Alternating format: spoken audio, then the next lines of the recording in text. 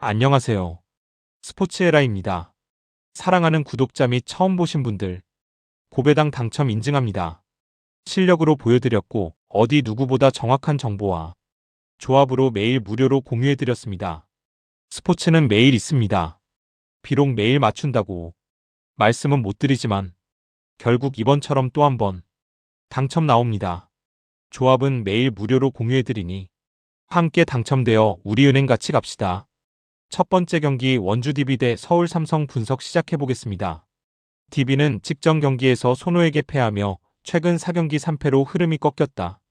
앨런슨 알바노 원투펀치는 꾸준히 제 역할을 해주고 있지만 앨런슨의 허리 통증은 큰 변수다.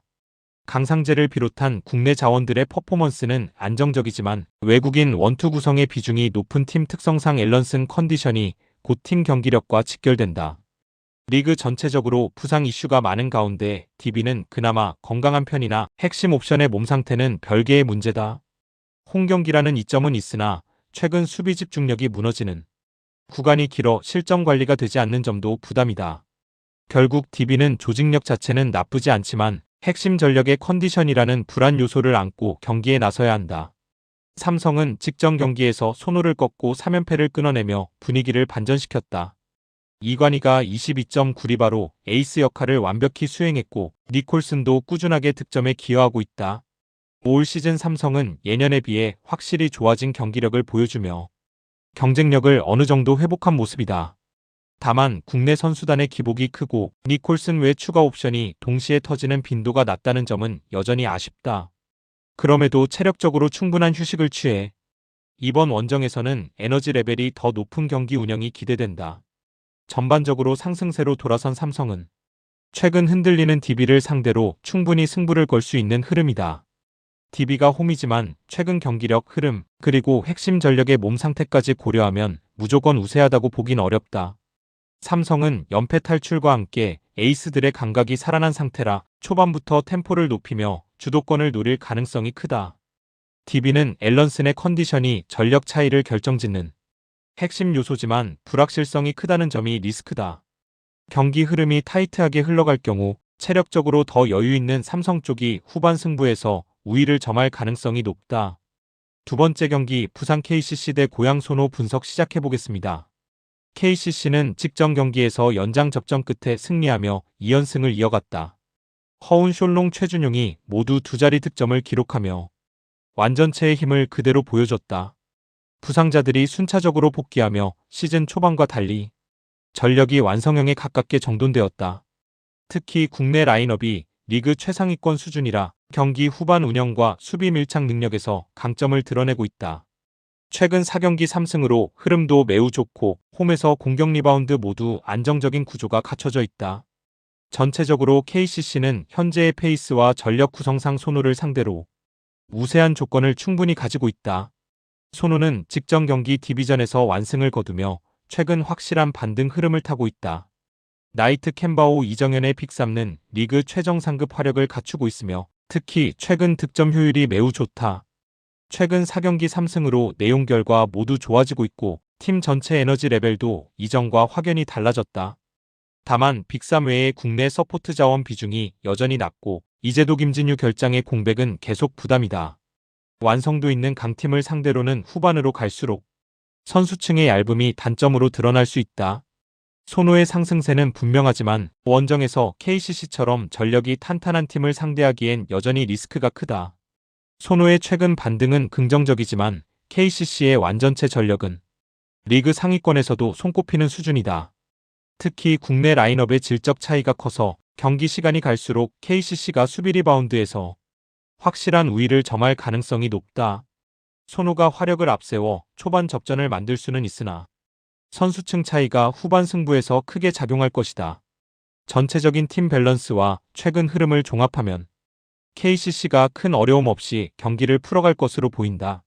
세 번째 경기 현대캐피탈 대 한국전력 분석 시작해보겠습니다. 현대캐피탈은 최근 2연패로 흐름이 급격히 흔들린 상태다. 레오 허수봉 득점 쌍포는 꾸준히 활약하지만 나머지 포지션에서의 지원이 충분하지 않다. 무엇보다 주전 세터 황승빈의 부상 공백이 공격 템포와 결정력에 큰 악영향을 주고 있다.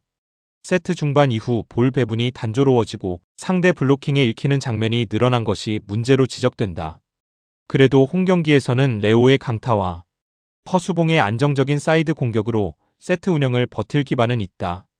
전력은 분명 우위이나 최근 경기력 자체는 들쭉날쭉하며 안정감에서 아쉬운 부분이 남아있다. 한국전력은 최근 4경기 3승으로 상승세를 타고 있다. 특히 직전 경기에서 베논이 공격 성공률 76%로 32점을 몰아치며 원맨쇼를 펼쳤다. 전체적으로 공격 수비 에너지 레벨이 동반 상승하며 팀 분위기가 크게 살아난 상태다. 다만 결정적 변수가 하나 있다. 에이스 베논이 부상을 안고 뛰고 있다는 점이다. 베논의 몸 상태가 경기 중 악화될 경우 득점 루트가 급격히 단조로워지는 구조적 약점이 있다. 그럼에도 최근의 기세 자체는 현대캐피탈보다 확실히 좋은 흐름이다.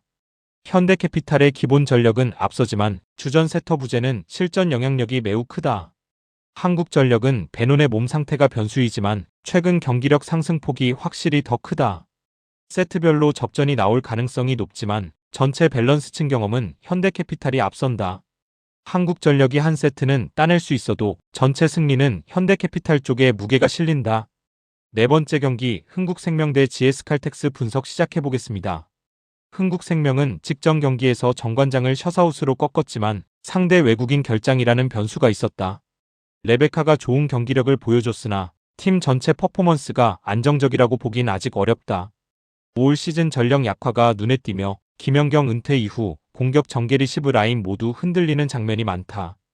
특히 주전 세터 이고은의 이탈은 공격 패턴 자체를 흔드는 치명적 악재다. 전체적으로 세트 중반 이후 흐름을 유지하는 힘이 떨어져 리드를 지키는 운영에 약점을 드러낸다.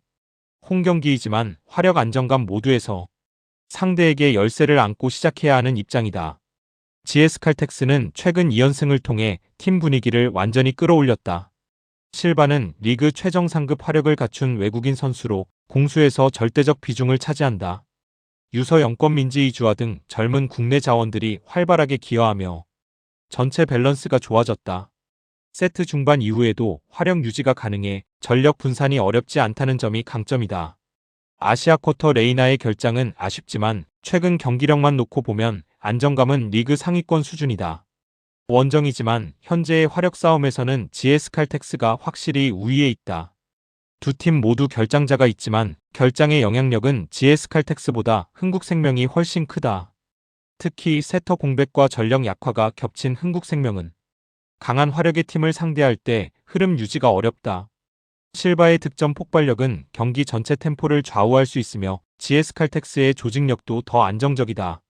전력 포마력 모두에서 GS칼텍스가 우위이며 경기 후반 갈수록 차이가 벌어질 가능성이 높다.